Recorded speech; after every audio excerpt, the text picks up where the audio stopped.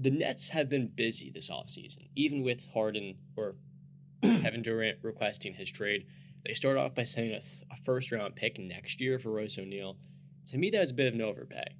Look at the way the Jazz crumbled last year. Royce O'Neal is a part of that, but that's fine. They end up losing Bruce Brown to the Denver Nuggets. That really hurt them big time. But then they get TJ Warren for a 1 year, $2.6 million deal. To me, that is definitely a flyer they're taking on him. But the last time we saw him play 2 years ago, he was one of the best scorers in the game that could score from every level and could defend pretty well on the perimeter. They also re-signed Nick Claxton, Kessler Edwards, even Igor Kokoskov was a former Suns coach and he was a Dallas assistant the last few years. He was anointed as one of their assistant coaches. I think they've had a really good off season. And then you say to yourself, well, Joe Harris is coming back from his ankle surgery. We'll see how he looks, but he's a shooter and he can defend fine. You get Ben Simmons back in theory. And I'm like, this team has everything that they were missing last year.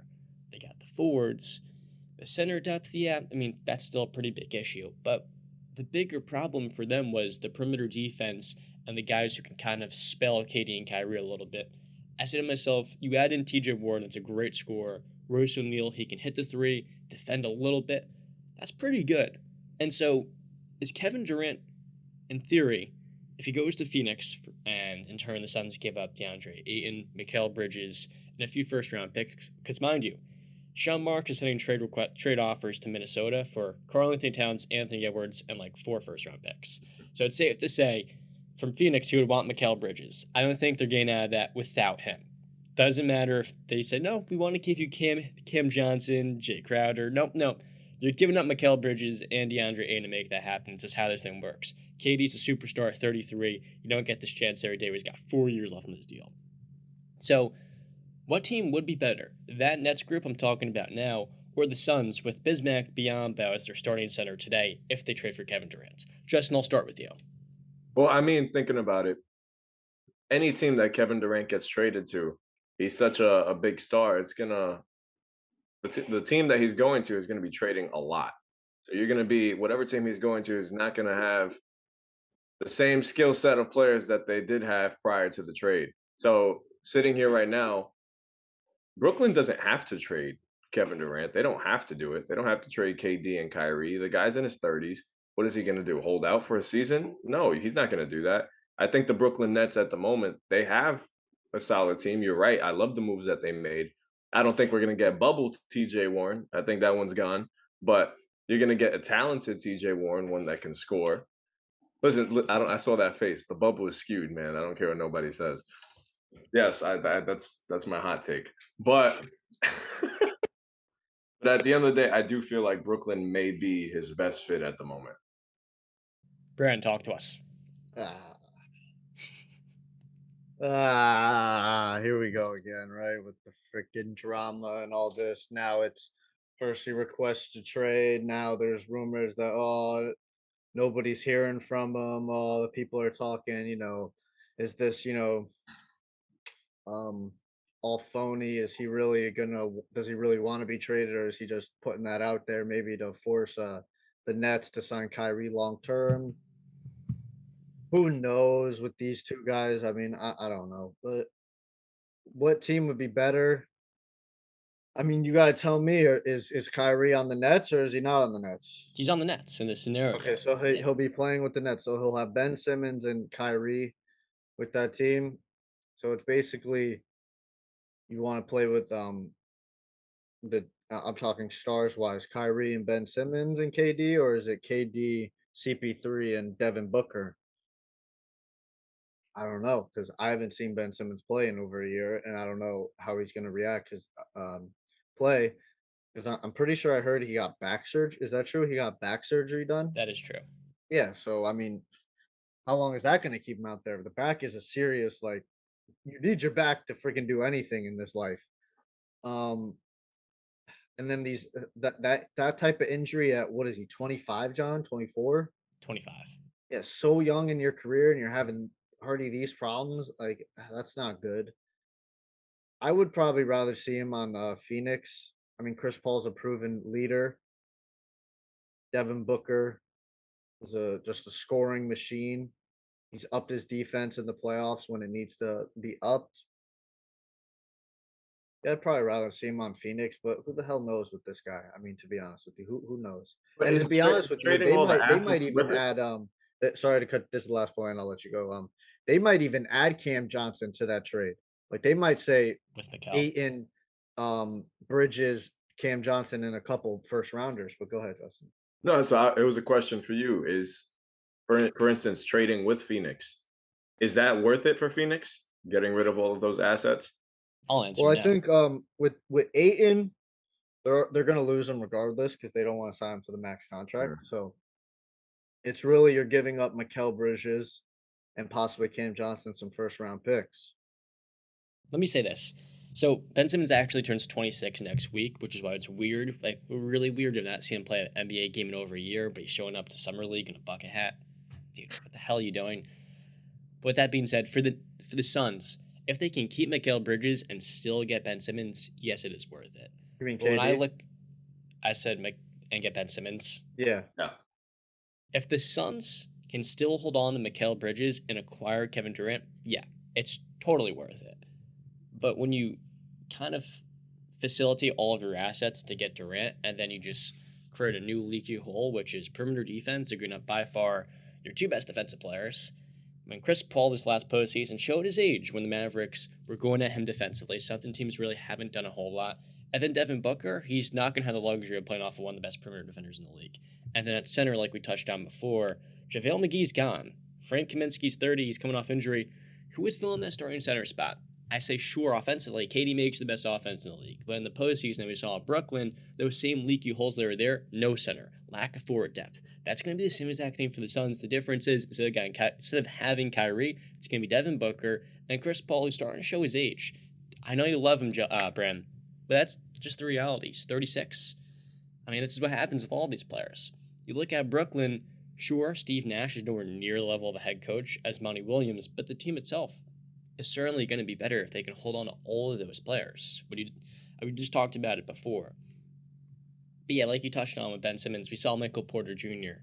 Back issues are never a good thing, and that's on top of the mental block and his his inability to be aware of the fact, like, how weird, like, this last season was. Like, that's not normal. Basically, an entire year of his prime. He's trying to get his money back, too. That says a lot about the player, I feel like, at the same. No, I agree. It just with the Suns, I just think there's better leadership there. Like with Chris Paul, Monty Williams, as you mentioned, I totally forgot about him. So I just think it's better leadership there. I mean, he's going to a team where it's not going to be his team. I mean, people will probably view him as the best player on the team, but it's Devin Booker's team. Um, I'm glad you said that. yeah, I think I don't know because I don't just don't know what to say anymore about these Nets. Like, Let me say something about this. go ahead. The trade that I love is the one that he's not going to be willing to accept because he needs to be the guy. But the reality is, Kevin Durant can't be the guy on a championship team. You need a leader beyond just a superstar. And I say to myself, KD in Los Angeles playing on the Clippers would be awesome. You move Paul George, two of their young wings, and Terrence Mann, Brandon Boston, and a few of their pick swaps and first rounders 6 years out. Paul George goes to the Nets, so they're getting the best player available. Okay, you can keep him in the playoffs, young wins, and draft assets. For the Clippers, you're trying to win a title. You haven't done that. And Kevin Durant with Kawhi gives you the best chance of doing that. You still have all of your depth, one of the top 5 coaches in the game, and maybe most importantly, just like you had in Brooklyn with Joe Tsai, Steve Ballmer is going to spend out the wazoo. So that battle of LA when Kyrie goes to the Lakers, the Clippers had the clear upper hand because of their ownership being willing to spend, their depth, and Darvin Ham hasn't even coached an NBA game yet. Tyronn Lue won an NBA championship. I said to myself, for Kevin, that's the awesome spot. You even have a center in Ivica Zubac. So he can start, and if you can't play him in a certain series, fine. We'll roll out some of our guards and plethora of wing players. That to me is the perfect trade for Kevin, but it wouldn't be his team because why? Kawhi Leonard is there, and Kawhi didn't have to piggyback to go somewhere else. He won the championship, then he got to decide, all right, I'm going to Los Angeles. And 2019, one of the people he called was Kevin Durant. He said, no, I'm going to go play Kyrie in Brooklyn. And then it didn't work out too well for him, we could say. And now that he's looking to go somewhere else, I don't think Phoenix is the proper spot. I think it'd be fun to watch and you can enjoy playing basketball. But you win this to enjoy basketball, you're in this to win championships. That's for me. That's the way I look at it. Because Kevin Durant's a player who cares what other people think about him, and it's to the degree where he kind of lies to himself, like, "Ah, I don't care what they think. God. But in the back of his mind, he's trying to be accepted, and I feel like maybe he's in a crisis, but to me, the way I see it, he's not at peace with the way the NBA appreciates the career and the legacy he's had over the last 14 years. And then I look at that and I say, that is going to hold him back from making the right career decision, the same way Dan did when he said, you know what, Kyrie, let's go play in Brooklyn. Mm. Yeah, So I got a question for you too. Now, I mentioned earlier that Brooklyn doesn't have to trade Kevin Durant. They don't have to trade Kyrie Irving. Should they? I And so the mean, offer's there now. Justin, they got none of their first round picks. So why are you going to force this trade, let's say? You force him to, like, if I'm the Nets, I don't want DeAndre Ayton. I'll take But, it, Mikal but if you're Bridges. trading him, you're accruing draft capital in the process. Here's the issue, though. Those first round picks, the majority of them are going to be later in the first round. I'm saying to myself, we don't want Ben Simmons and DeAndre, and that's not making us a playoff team. It's just a weird fit. And generally, if I'm an NBA team, unless I'm Utah, I don't want it. I think he gets too much credit. He's fine, but he's also really replaceable, and he's a good traditional center. Like, Aiden doesn't wow me. If I'm the Nets, I'm saying to myself, I'm calling the T-Wolves every single day about Anthony Edwards, which they have been, plus Karl-Anthony Towns and stuff. I'm calling Toronto about Scotty Barnes. New Orleans about Brandon Ingram, Herbert Jones, and all their picks.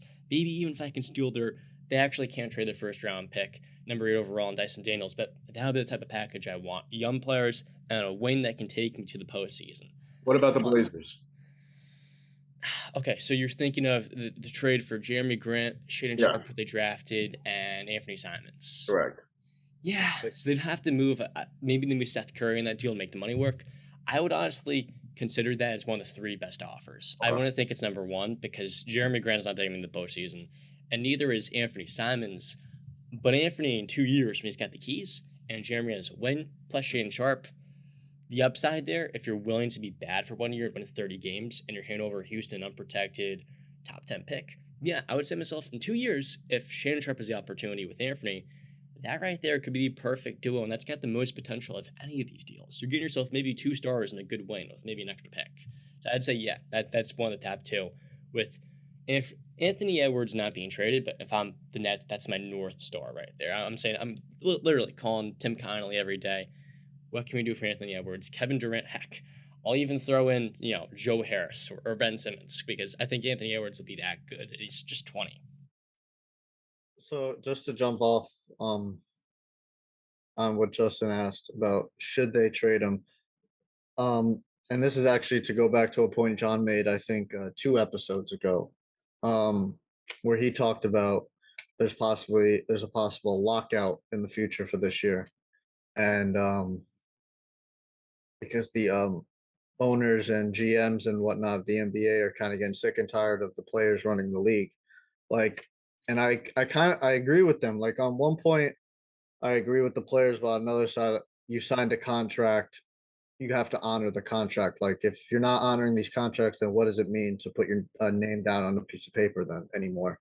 Um, so, and I think it's because I asked John when he mentioned it 2 episodes ago. I said, well, like, where's this information coming from? Because I haven't seen any reports of anything. And then I'm watching on mainstream sports channels, ESPN and Fox Sports One. They're actually starting to mention it now that there's some rumblings in the front offices of NBA teams that they're kind of upset with it, and so maybe some people, owners are calling GMs are calling Sean Marks, and they're like, "Hey, you want to hold off on this for just a little bit, and maybe we can recapture or regain control of this league, because if you get rid of both of them, then Pandora's box is just going to keep rumbling out, and you can't put it back in." So I mean, maybe they're holding off to try and renegotiate a deal because they're starting to get tired of these players just saying, like James Harden. Oh, Houston gives him whatever he wants. It starts with Dwight Howard. He gets Dwight Howard. Then eventually he's just like, I don't want Dwight Howard anymore.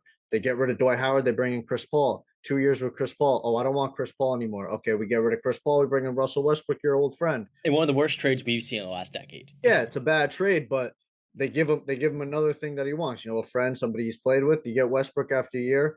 He says, I don't want Westbrook anymore. All right, we get rid of Westbrook. We come up to training camp, you show up out of shape, you try to force your way out of Houston, you end up forcing your way out of Houston. You go to Brooklyn. Okay, you're in Brooklyn now. You're with Kyrie and KD. You spend a year and a half, 2 years there. Then you're like, okay, I want the hell out of Brooklyn. Get me to the Sixers. Okay, we get you to the Sixers. Like, that's too much, man. You can't just, and Ben Simmons, oh, I'm just gonna sit out because, I don't want to get booed. And I'm gonna be honest, I think that's really what it was. I think he could have played. I mean, why else make that social media clip that you did where you were dunking and say, Watch this. record this? Like, come on, dude. We all know you didn't want to deal with that hatred and that booze. And then Kyrie, taking time off in the middle of the season for no reason with Well, that's no what head Dennis Rodman did, this or right? anything. Yeah, like it's getting ridiculous, and it's like there's got to be Well, control over these players. Rodman won a title doing that. I mean, it's proven to work. I mean, why wouldn't Kyrie do that too? Yeah, I know, but like I think the owners are starting to get sick and tired of it. To be honest with you, I really do. I think, When they go to negotiate the CBA specifically, yeah, I I think you think just that struck gold. there's a chance that these players have stepped a little over the line. They've crossed the boundary just a little bit too much now. I think they're just a little bit too much. Justin, you got a take on this? No, it's true, man. I do feel like Brandon hit it right on the nose when he said, "Once you sign that paper, man, we expect you to play." Yep. You can't just go out there and say, I feel like playing half the games." So, and you guys know well exactly who I'm talking about. You can't just say, I'm going to play half these games and I'm just going to play when I want to. That's not right, man. That's not right. So, I guess the owners do have a right to feel the way they feel. I could see this going into a lockout. It's not going to be pretty. I could see this lasting for a pretty long time when it does happen.